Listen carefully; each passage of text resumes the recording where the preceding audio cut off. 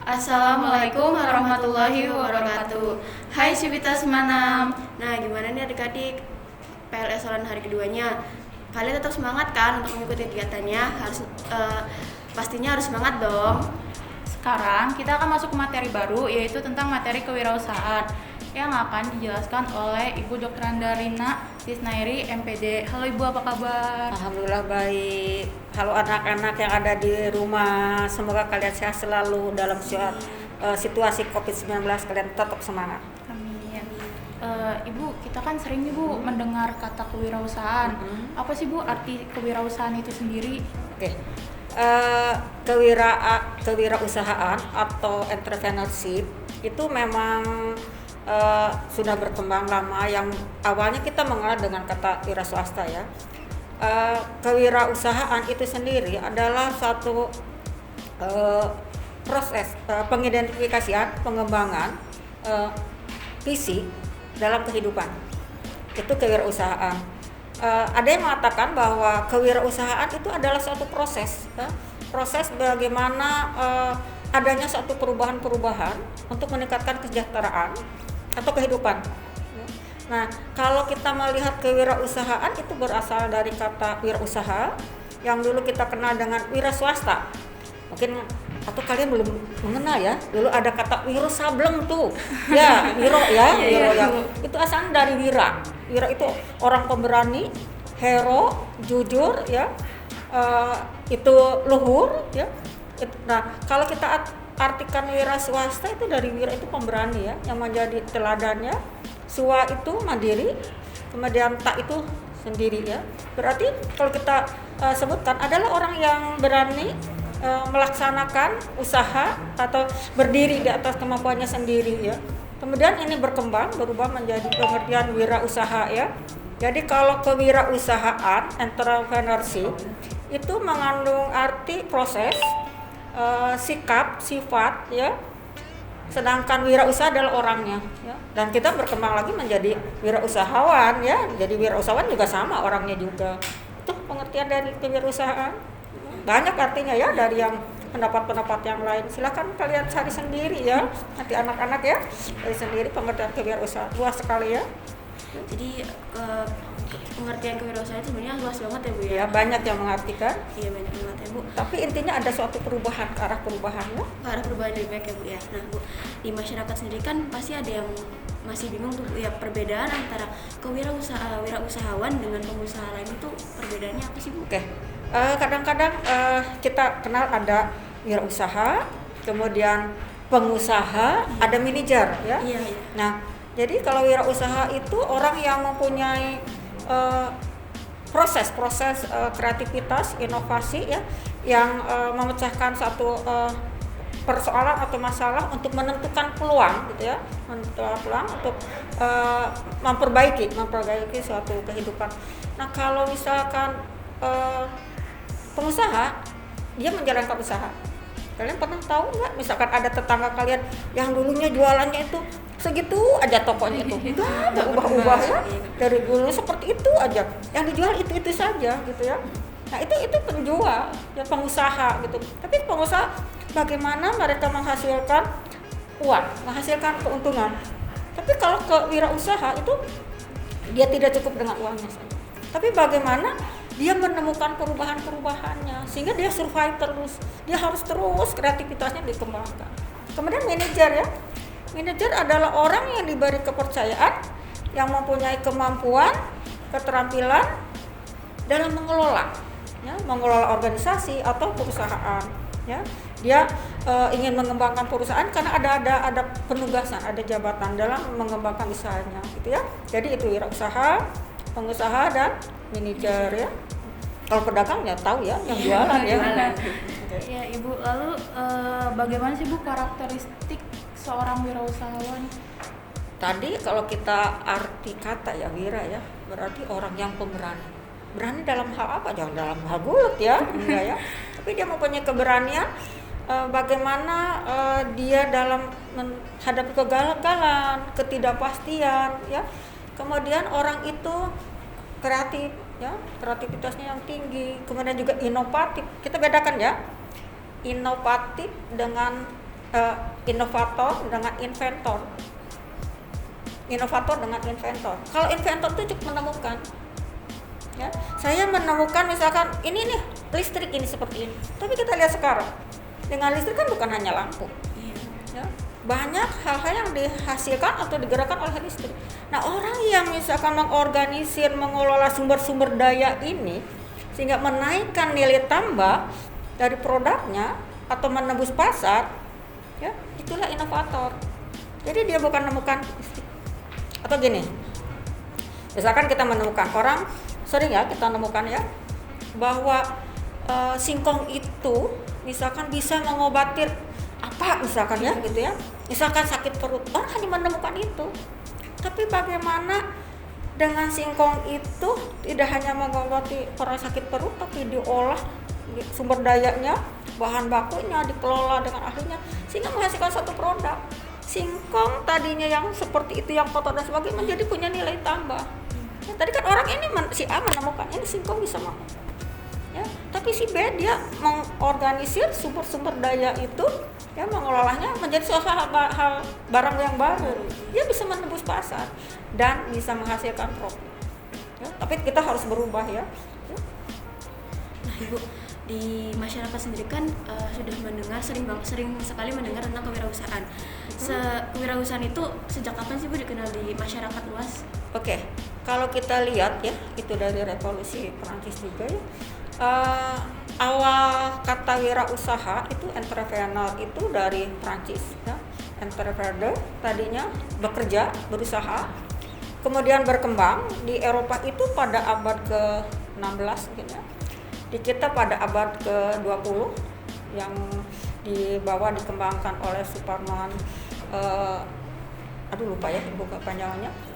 Dia memasyarakatkan tentang kewirausahaan sehingga diseminarkan dan sebagainya, bahkan diperkuat lagi dengan adanya Inpres nomor 4 tahun 95 ya.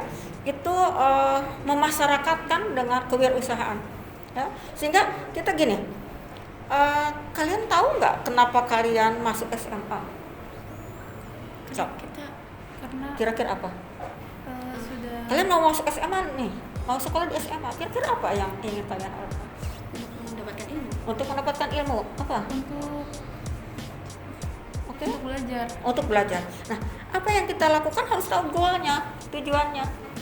Kalau kalian misalkan belajar nggak tahu tujuannya untuk apa, kita tidak ada motivasi yang ya. Sehingga ini juga sama kewirausahaan ini bagaimana? Sehingga kan kita dengan kenyataan seperti ini harusnya kalian harus tahu goalnya apa dari yang kita kerjakan ini, gitu kan? Tadi yang pertanyaannya? Iya. Lalu Ibu, apa semua orang bisa menjadi seorang wirausahawan? Tentu saja bisa. Nah, nanti seorang wirausahawan yang mungkin sukses ya, atau misalkan kurang sukses ya, tapi semuanya ada suatu peluang ya. Kalau kita lihat pengalaman orang-orang yang sukses ya, mungkin kalian tahu Khairul Tanjung, yang sederhana aja, Bau Sadino yang nyentrik gitu ya, almarhum. Dia tidak mengejar suatu kuliah atau apa saya memperoleh secara formal akademik, dia tidak. Bahkan dia mengatakan orang yang sukses itu orang bodoh katanya, karena dia tidak banyak berpikir, tapi dia langsung do action, kerja. Tapi kalau orang yang berpikir ini pintar, dia berpikir konsep-konsep, bahkan menurut dia gak usah kita kalau punya ide langsung dicatat di ini katanya, ini kita langsung kerjakan apa. Masing-masing punya beda ya, beda. Kita bisa menjadi seorang wirausahawan karena orang itu mampu melihat peluang. Ya, peluang-peluang apa? Kita lihat contoh yang banyak ya, contoh-contoh yang lain. Contohkan lagi misalkan Muhammad Yusuf Hamka ya. Muhammad Yusuf Hamka, dia dulunya katanya duduk nongkrong melihat tukang parkir, kok cuman berdiri gitu-gitu aja dapat uang. Kan nilainya ya lumayan loh zaman dulu. Dia berpikir dengan begitu aja kok dapat uang gitu ya. Dia berpikir terus sampai dia jatuh bangun. Dia beberapa kali bisnisnya itu gagal, dia tetap bangun. Nah, itulah salah satu ciri dari seorang wirausaha ya, dia jangan patah semangat ya gitu.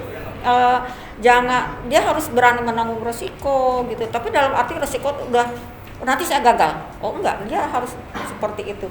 Ada peluang-peluang mungkin antara kalian sendiri ya nanti menjadi seorang wirausaha, karena kalau kita lihat kenyataan yang sekarang, pendidikan tinggi sekarang banyak yang keleyong Iya. nyari pekerjaan. Masih banyak. Padahal harapan pemerintah ini sekarang juga seperti Pak Nadiem Makarim menyampaikan bahwa sesuai dengan instruksi Presiden, kita ingin menghasilkan sumber daya manusia yang unggul, ya, dia pintar, dia sehat, dia berkarakter, ya, itu yang unggul seperti itu.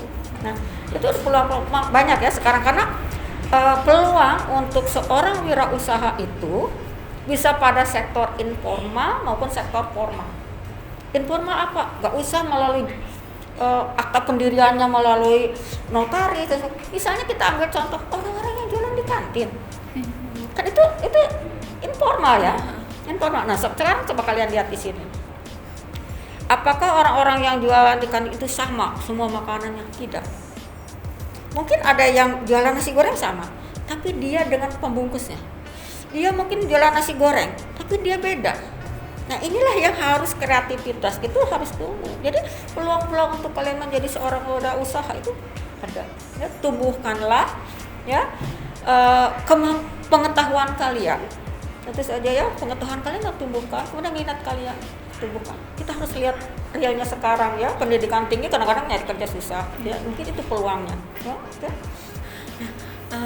Dari tadi kan kita berbicara tentang kewirausahaan sendiri, Bu ya. Nah, kenapa sih Bu kami sebagai pelajar dari generasi muda itu harus diberikan materi tentang kewirausahaan itu sendiri, Bu?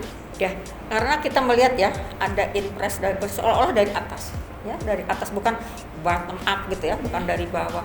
Kalau kita lihat sekarang pertanyaannya, bagi kalian SMA loh ya, SMA beda dengan SMK ya. Kalau SMK kita tidak asing lagi kalau mereka siap kerja. Ya, kalau kita kan tidak ya, kalau kita untuk. Nah sekarang kenapa harus diberikan? Karena jiwa wirausaha itu tidak harus dalam usaha bisnis. Tetapi bagaimana kalian gini contoh, kalau kalian ulangan dapat nilai yang jelek, kalau anak itu udahlah, menggambarkan nggak jiwa wirausaha? Enggak kan? Ya berarti itu yang tidak berjuang untuk meraih yang terbaik. Nah, ini perlu ditanamkan. Apa? Karena sifat jujur, tanggung jawab, disiplin itu harus dimiliki oleh kita. Kreatif, inovatif, ya, tanggung jawab. Jadi kalau kalian misalkan sekolah kesini kesiangan, sebenarnya jangan takut kesiangannya takut oleh sanksi. Ya karena pendidikan adalah need. Pendidikan adalah kebutuhan. Kebutuhan apa? Karena kita tidak dengan isi perut aja yang kita butuhkan. Tapi ini untuk apa? Kita survive. Ya. Nah, itu jadi pentingnya pendidikan kewirausahaan bukan hanya dari instruksi dari atas sebenarnya, tapi ini juga harus ditumbuhkan ya, direspon dengan baik oleh kalian. Ya, tumbuhkanlah juga disiplin kalian, tanggung jawab kalian, ya, kembangkanlah kreativitas kalian. Kan di sekolah ada pelajaran kewirausahaan ya, ada pelajaran prakarya ya. Itu bukan formalitas. Kalian pernah nggak prakarya kelas berapa tuh yang praktek bikin apa? Kalian jangan untuk nilai nih kasihkan ke guru, jangan. Coba kalian betul-betul, siapa tahu dari hal yang kecil pengalaman ini menjadi tumbuh pengalaman kalian yang besar. Ya. Nah, mungkin kalian bertanya, lah ibu ngomong wirausaha, ibu ngomong kewirausahaan, emang ibu punya bisnis? Saya tidak punya bisnis, tapi pernah mencoba. Ibu sedikit punya pengalaman. Ibu kuliah di dulu IKIP ya, ngambil jurusan ekonomi umum. Kemudian ibu selalu rewel kepada penerbit, oh ini LKS kurang ini, buku kurang ini. Kenapa? Karena dari LKS itu, materi itu atau lembar kerja itu harus sesuai dengan yang dibutuhkan oleh anak. Misalnya kan di akuntansi, ibu rewel. Suatu saat, mungkin kesel nih salesnya rewel ke ibu, dia datang. Silakan ibu susun LKS dan buku paket, ini kita kontrak dengan penerbit. Waduh, kaget banget. Kenapa? Karena bukunya buku akuntansi. Terus terang, selama kuliah ibu nggak belajar akuntansi, ibu belajar otodidak. Ya. Nah, tapi waktu ada tawaran itu ibu nolak, tidak. Peluang tidak akan datang 2 kali dalam waktu yang sama. Saya harus ambil. Kenapa? Karena ibu sudah melewatkan satu peluang emas. Waktu itu ibu diajak untuk menyusun sebuah buku. Ibu jawab, maaf, saya tidak bisa komputer. Itu suatu kebodohan yang besar buat ibu. Kenapa? Selain royalti, nama kita dikenal orang loh. Ya, dan ilmu itu selalu ingin menambah. Ya, nah ini juga pengalaman ibu. Oke. Akhirnya saya menyanggupi menyusun itu LKS, dan alhamdulillah katanya waktu itu beredar di provinsi dengan DKI. Ya. Kemudian bangganya Pak teman, Rina, kok kamu bisa ya nyusun ini? Nah itu kan suatu kepuasan. Ya, itu peluang-peluang seperti itu akhirnya menulis udah terbiasa. Kemudian kan coba kalian lihat Khairul Tanjung memulai dari apa? Dia ada praktek dari dosen, harus memfotokopi petunjuknya untuk praktek. Dia fotokopi kemana-kemana, akhirnya menemukan yang murah. Dia koordinir punya teman-temannya, disitulah dia memulai dapat uang. Dan sebelumnya katanya dia pernah mengurus rekan-rekannya untuk piknik gitu ya, kalau sekarang sino seperti itu sampai dia menerima uang. Nah disitulah sebenarnya peluang ada. Ya, nah coba kalian dari hal-hal yang kecil, kalian sekarang lihat peluang-peluang apa yang bisa menjadi lahan untuk bisnis kalian. Nah sekarang alhamdulillah kalian berorganisasi, inilah bahan atau bekal buat kalian dengan organisasi. Bagaimana kalian mempunyai jiwa kepemimpinan, bagaimana kalian toleran dengan teman-teman. Kebayangkan kalau rapat udah kesel ngomong aja dan sebagainya, tapi kalian nanti memiliki bagaimana kita harus punya jejaring, bagaimana kita harus punya relasi, bagaimana harus kita bekerja sama dengan baik. Itu dengan mulai organisasi ya. Jadi banyak peluang yang bisa kalian ikuti. Sukses buat kalian nantinya ya. Amin. Kalian yang ada di rumah ya, walaupun kelas 10, ini kelas 10 ya yang mengikuti acara ini, kalian jangan menganggap bahwa kewirausahaan itu hanya kewirausahaan apa sih? Adalah wirausaha ada. No, bukan adalahnya yang harus kalian pahami, ya. Tapi bekalilah diri kalian untuk menjadi wirausahawan yang sukses. Mudah-mudahan. Amin. Ya. Nah Bu, berbicara wirausahawan yang sukses itu, menurut Ibu bagaimana sih Bu caranya untuk menjadi seorang wirausahawan yang sukses Bu? Seorang wirausahawan yang sukses mungkin didukung juga dengan bakat, pengalaman. Mungkin kalau awal-awal itu banyak hambatan. Kenapa banyak hambatan? Karena coba kalian lihat sendiri. Kalian pernah nggak melihat produk? Dulu kan minuman mineral hanya Aqua. Iya. Sekarang coba kalian sebutkan, bisa menyebutkan lebih dari 10. Jadi seorang inovator yang kreatif menemukan ini loh air mineral. Akhirnya apa? Itu akan diikuti yang lain-lain. Kalau dia berhenti berkreasi, misalnya Aqua itu apakah dengan rasa yang lain atau kemasannya tidak berubah, ya kan?